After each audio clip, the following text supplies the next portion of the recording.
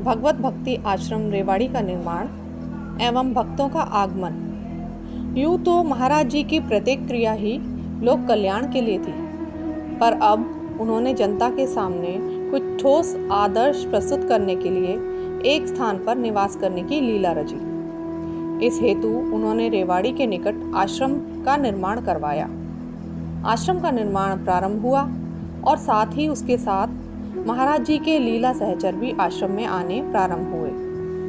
रेवाड़ी आश्रम का सूत्रपात भूमानंद ब्रह्मचारी जी की स्मृतियों में से राव साहब तथा उनका परिवार श्री महाराज जी के 1-2 दिन के प्रथम सत्संग से ही उनका भक्त बन गया और उन्होंने प्रार्थना की कि श्री महाराज जी आप इसी जगह यहाँ विराजें। श्री महाराज जी ने उत्तर दिया कि हम तो तुम्हारे प्रेम से इस गांव में ठहर गए हैं, अन्यथा हम तो जंगल में ही ठहरा करते हैं।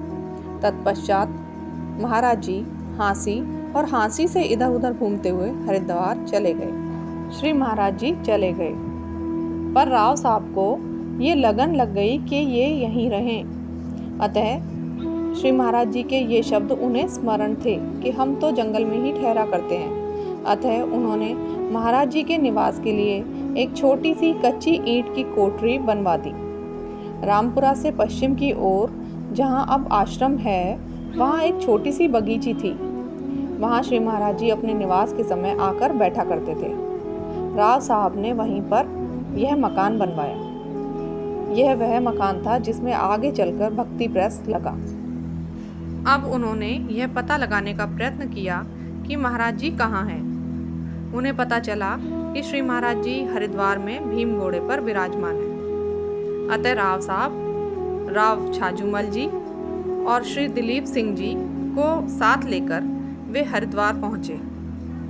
श्री महाराज जी से उन्होंने रामपुरा पधारने की प्रार्थना की। महाराज जी ने राव साहब की परीक्षा सी लेते हुए कहा, तुम हमें वहाँ ले जाकर क्या करोगे? हम तो भंगड़ जंगड़ आदमी हैं, बहुत खर्चा है हमारा। राव साहब ने विनय की, महाराज जी खर्चे की तो ईश्वर की कृपा से कोई चिंता नहीं।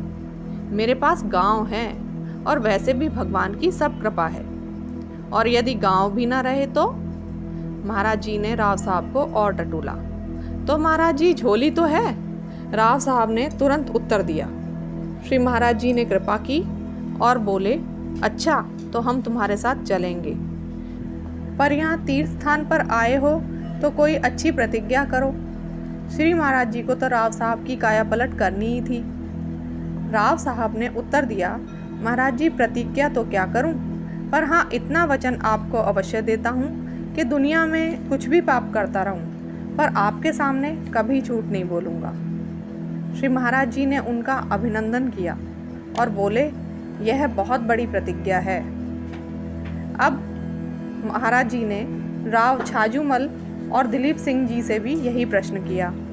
राव छाजूमल जी ने उत्तर दिया, महाराज जी मैं खुफिया पुलिस का आदमी हूँ, मुझे तो झूठ भी बोलना पड़ता है और छल छिद्र भी करने पड़ते हैं, इसलिए मैं तो कोई भी प्रतिज्ञा करने में असमर्थ हूँ। श्री महाराज जी को उनकी ये स्पष्टवादिता बहुत रुची। दिलीप सिंह जी ने महाराज जी की आज्ञा के अनुसार धर्म और समाज सेवा करने का वचन दिया। श्री महाराज जी रामपुरा आ गए। यह घटना सन 1915 की है। अब महाराज जी इस स्थान पर रहने लगे। ऐसा नहीं कि वे यहाँ पर बंद कर रहते हों, वे इधर उधर अब भी आते जाते रहते थे। कभी पालम, कभी नरेला, कभी जींद और कभी कहीं और। पर अब बहुत कुछ समय उनका यहीं बीतने लगा।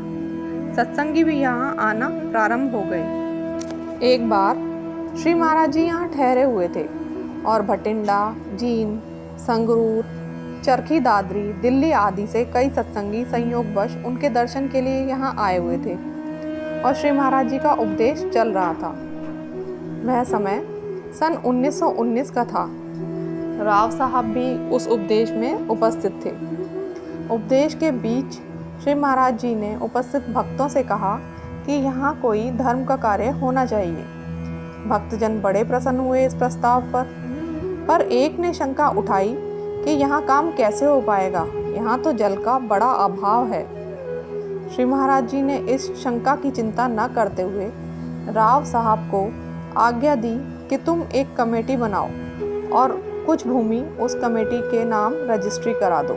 राव साहब ने आज्ञा का पालन किया और उन्होंने भक्ति प्रचारणी नाम की एक कमेटी बना दी। उसके नाम 19 बीघा भूमि की रजिस्ट्री करा दी। इस भूमि पर श्री महाराज जी ने 2 कार्य प्रारंभ कराए, एक वृक्षारोपण और दूसरा तालाब खुदवाना। महाराज जी के दर्शनों को आने वाले सभी सत्संगी बड़े प्रेम से इन कामों को करने लगे। एक नियम बन गया कि जो कोई भी महाराज जी के दर्शनों के लिए आएगा वही 5 टोकरे मिट्टी तालाब से निकालेगा।